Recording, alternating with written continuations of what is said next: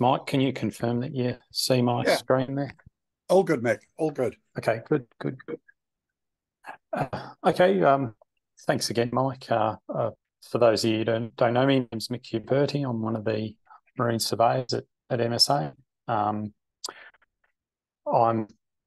today going to do a presentation around marine surveyor training and our approach to that, and also take you through like the AMSA accreditation. And yeah, I discussed this with Mike. Oh, it's not ideal that we're doing this on Zoom, as I can't see any of you guys falling asleep there in the background. That's the kind of encouragement that I need here anyway. But I'll do this short presentation, and I appreciate that this is something that we've all gone through. And I'd really like to hear about how the others in the room have gone about training others or being recruited to companies, and what's the best method and approach. I'd be interested to hear that. And also thanks to the other presenters for volunteering their time to help us discuss this. And just reiterating Mike's point there, the AAMS is really a good resource. Have a good look at their website. You'll get really invaluable information there. And just a little bit before we start about us. So Maritime Survey Australia, it's an Australian-owned marine surveying and consulting company. There's a list of our services on the screen. We employ 12 full-time marine surveyors in those locations on the screen there around Australia. We don't only do DCV surveys, but also CMID and flag inspections on behalf of like Cook Islands and Marshall Islands as well. So I'll get into it here. So marine surveying, I feel it's a specialist field. There's no one course or quality that you can have to become a marine surveyor. So, and our approach as a marine surveying company is to target either seagoing professional marine engineers and masters, or alternatively, we look at naval architects and shipwrights. That said, the majority of the guys in our team, I think 6 or 7 of them are naval architects. I guess many of us had people see what we do when we're out in the field, and they think, oh, geez, that's something that could be easy enough, and I'll go ahead and do that. And then it's only when they dig a bit deeper that they realise that it's an extremely complex industry to be part of, and it's not something that it's really present right at the beginning, where they might just see a surveyor walking around ticking, flicking, and think that's something that I could do. I think the marine surveying as a whole gives a great amount of opportunities to travel to huge diverse locations around the world. We've done jobs from the UK to Saudi Arabia to around the Asia Pacific, and without a steady stream of talent coming through, the quality of surveying would decrease. So it's in our best interest as well to keep people coming through. I think one of the really good innovations I saw was that the UK introduced an apprenticeship scheme. Unfortunately, that wasn't taken up very well in the UK, I don't think at all, but they certainly put the system in place. I think because marine surveying as a discipline can't just be taught solely on one nautical school or course. It requires a lot of on-job training, and it's necessary to have first-hand experience that can't be learned in the academic world alone. And so as an industry, I think we should all support the growth of new surveyors, and people who want to enter this world, such as ex-seafarers, for a choice of a career ashore. So I'll go through the requirements that AMSA put forward as an AMSA accredited surveyor. But as we all know, that marine surveying is largely an unregulated and unqualified industry. It can be. Cool. There's a couple of our surveyors on screen there. That's Tom, Dave, and Sean. So these are the things that AMSA, and I'll dive into that a bit more, look at. They want you to be experienced, capable, have qualifications, and then go through an exam process there. So happy surveyor. So the first thing they need is for you to have at least 5 years experience or be a naval architect with design experience, or someone that's experienced in building boats, or seagoing experience. Then you've got to maintain or hold professional indemnity insurance. Usually, like for us, that's through our company. Hold a membership with someone like the IIMS or RENA, and then complete your surveys under a QMS system. So for our company, we're certified. Our ISO 9001 quality management system is certified by D&V. So the guys come under that. They also you can also have these other things like the IIMS diploma, which I'll talk about a little bit later. A trade qualification, which I see is really, really beneficial. Seagoing or vessel building qualifications, military qualifications are not discounted, and the eligibility for membership with the professional association. And then once you've got all those things together, then you put together an application to AMSA. You decide which categories you want to apply for. I've got a list of those coming up, and then you complete an oral exam. I know I've got Lorian and Adagol in the audience there. So guys, feel free to jump in if I've got anything wrong here. Happy to have you some chats afterwards as well. So these are the diploma courses that I can see that are offered. For full disclosure, I've actually done the IIMS one. I did that in 2008. And what I would say about diploma courses is that I would not rely heavily just on having the diploma course. While these can be really informative for marine surveyors, they're just not essential. I think that if I had to recommend one, of course, it would be the IIMS one, as I think that the support that's offered in that course is a lot better than any of the others. And I do get calls from people who have completed the AIM course, and they all tell me, I mean, unless anyone tells me otherwise, that it really lacks any support. But again, I would stress that completing the diploma course is just like one part of the puzzle here. Okay, next one. So these are the categories that AMSA specifies. So if you're going to go and take the oral exam, you would choose the categories that you would be familiar with, and you're charged in accordance with that. So you wouldn't want to apply for all of them and then go about failing them. I must say that I'll talk about our process prior to the exams in a minute, but prior to our exam, we make sure that the guys are well versed in what they're applying for, and that mostly comes down to completing at least 20 surveys with another accredited marine surveyor. For the electrical surveys, to be an electrical surveyor with the low voltage, so above 48 volts, you actually require in Australia to be a qualified electrician. Adam, I'm sure, will chat about that a bit later on as well. And also for the initial survey plan approval, you'll also need some formal level of qualification in design, such as naval architecture. Go to the next one there. So these are the qualities that we look for in a surveyor. Sorry, I couldn't find a picture of a surveyor. Inspector Gadget's the best we can do here. So I think the best thing that we find is, or the one thing that we want to rely on is teamwork. So we find someone that's a good team player, because we feel that our biggest advantage when working as a team is that we have the ability to discuss an issue and give a considered solution there and give the best outcome for our client. And our QMS system then enforces us to keep a register of all those decisions so we can use them for future reference as well. And I guess ultimately, it's always a difficult balancing act as a surveyor. You know, we all understand the person who's paying our bill and putting bread and butter on the table is the actual client, but then we've also got our own integrity that has to be at the highest order here. And so we still have to apply the rules as best we can, but still, on the other hand, do the right thing by the client.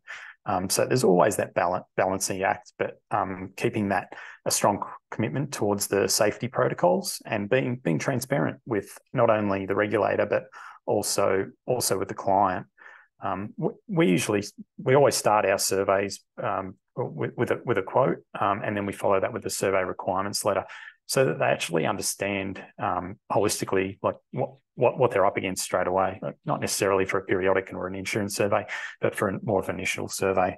So yeah, it's not just about experience and having a good technical background, but it's all those other things that make them a good person to deal with, not just for the team, but for the client. Cool.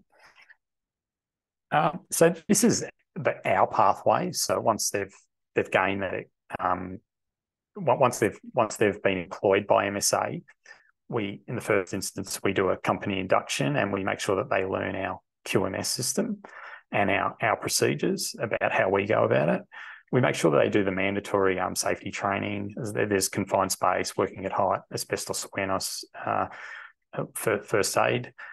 And we also add on to that, actually, we get them to do a welding inspections course that it's not a certificated course, but it's just one that we've developed internally as well. That's part of our training plan that we do. So we identify the strengths and weaknesses. So I guess that's the good thing about being a surveyor. We all bring to the table a whole different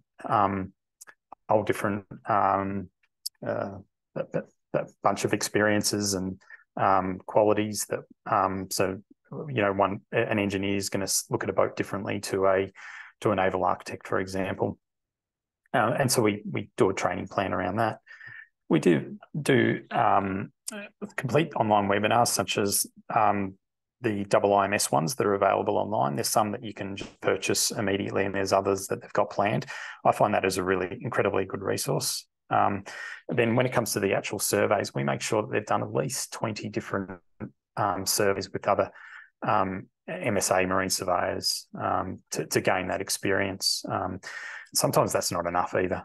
And then once they've done that and we're happy, like we complete online Zoom chats with them, things like that, then we'll let them go and do that oral exam course with AMSA. There's not only that, we also need for all surveyors, I guess, it's great that there's so many guys in the room here today, because continued professional development is such an important thing. So, and within our own company, we do fortnightly tech talks. We do that training that I just went through there. Any of these courses that come up, we make sure that people go to. I know that our guys attend the RENA Naval Architect training that's on quite regularly. We do our own WhatsApp group, our own chat group that's so invaluable. Like daily, we get so many questions coming back and forth there. It's a real advantage for being part of the team there. And then subscribe to different news and rules and regulation standards. You have to get those updates. I mean, just so much goes on there, which I'll just go on to. I'm just going to brush through the next things pretty quickly, just in the interest of time, but really just talking about rules and regulations and how that is to apply. So I guess, being buried in paperwork is one of the disadvantages of being a surveyor, and I'll just go through this quickly. So this is probably where I'll need some help from Lorian, but it starts, I guess, understanding the national law framework is a really good way to understand how we go about surveying vessels. But the National Law Act actually gives establishes AMSA as the national regulator, whereas the National Law Reg brings about all of the other regulations that apply. So we've got the marine orders, the 500 series. Any of the AMSA accredited surveyors in the room will know that they probably go to Marine Order 503 on a daily basis to get an update on how it all works and what's happening. Then there's all the applicable standards, and we're not just talking about like the NSCV. Obviously, there's the USL code, but then you have ISO, ABYC, AS and NZS standards, and then there's all the international standards that you may need to reference from time to time, such as the SOLAS requirements, MARPOL, ISM code, ISPS, so on and so forth, even MLC. there's this SAGM, Surveyor's Guidance Manuals, Part 1 and 2, which is, I guess, one of the first things that we would look at when you wanted to become a surveyor, to make sure you understand what the requirements are when you're actually doing a survey as well. And then you've got all that. If you can't get your head around all that, then you have to dive into all these exemptions that are in place. So when you think, yeah, I understood that, and then I need to find out there was an exemption in place as well. And then on top of that, you can actually apply for exemptions that may or may not be given.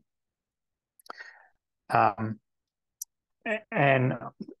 this is just really more of a general knowledge thing rather than saying, but it's like often asked, how do we apply the standards? And generally, if you put it in 3 areas and say, or 3 categories, and you say, well, okay, we've got the USL code.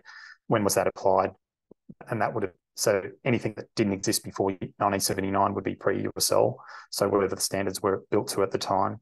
Then you have the USL code, so loosely somewhere between 79 and it's actually probably 2013 rather than 2008. The NSCB was developed in 2008, so anything on from there you would be applying the NSCB. We do, however, apply the NSCB safety equipment section retrospectively. And the next one's just a timeline of how we got here. I originally came from the state system, being a surveyor with Marine Board in Victoria, or Marine Safety Victoria, and I guess AMSA, to understand it all, that system kind of always existed, and then come about in 2008, they developed the NSCV, and that was, I guess, the first stepping stone into bringing about a single national jurisdiction, which was AMSA. So combined all these states together and came up with an agreement to deliver it nationally via AMSA at the national law, and the service delivery model is people like us doing the job. So hopefully I didn't go too long and waffle there, and hopefully everyone's still awake. But yeah, that's me. That's surveyor training from our perspective as at MSA. Happy to take any questions or criticisms, and yeah, then if not, I'll hand it back to you, Mike. Thanks, Mick. Thanks for a really good and interesting and concise presentation. I don't know if anybody has any questions they'd like to ask. I'd certainly like to make a comment on the scheme that you talked about in the UK, which we developed. I think we knew that there would be very few employers who would actually push people through an apprenticeship scheme. But we wanted to do it, and I was one of 3 people who sat. I remember sitting in a university room in Liverpool, John Moores University, with people who know about putting apprenticeship schemes together, and we were debating. We had paper on all the walls. We were debating specific words that we should choose to include that conveyed the right message, and unbelievable, really. But I mean, we were locked in this room for 2 days doing that. It was an extensive piece of work, and sadly, not one person, you're right, not one person has come through that scheme. We had hoped that the MCA might put some of their younger surveyors through it, and so on. Of course, they've got their own in-house training program. But as of this time, no one's come through it. Wasn't a waste of time to do it. I think the time was well invested, and at some point in the future, I suspect it will come into its fore. Any other points or questions for Mick? And Peter says, rightly so, there are apprenticeship schemes run in UK shipyards. Sunseeker definitely have one. I think Princess have another down in the southwest of England. So, you know, A&P is another, Peter says. So there are some schemes around. But you're absolutely right, Mick, and Peter touched on it earlier. We have to bring on the next generation of surveyors. And I think this is the big challenge. And you also alluded to the fact that this is not just something you can dabble with. And I think, unfortunately, we do see, one of the points I didn't make earlier is we get applications from people who are clearly unsuitable, and we all turn them away. You know, it doesn't matter how big the check is. If they don't meet our criteria, we will just turn them away. And it's hard sometimes saying to somebody, you know, you don't have the right skill set. And there are a number of people trying to come into this market who have a background in other areas. I can think we've had 2 people come through from the fashion retail area. And I'm not sure that, that it isn't easy, because they don't have that technical knowledge. What we certainly see in the UK is there are very few people now coming through, certainly in the small craft arena, from a boat building background.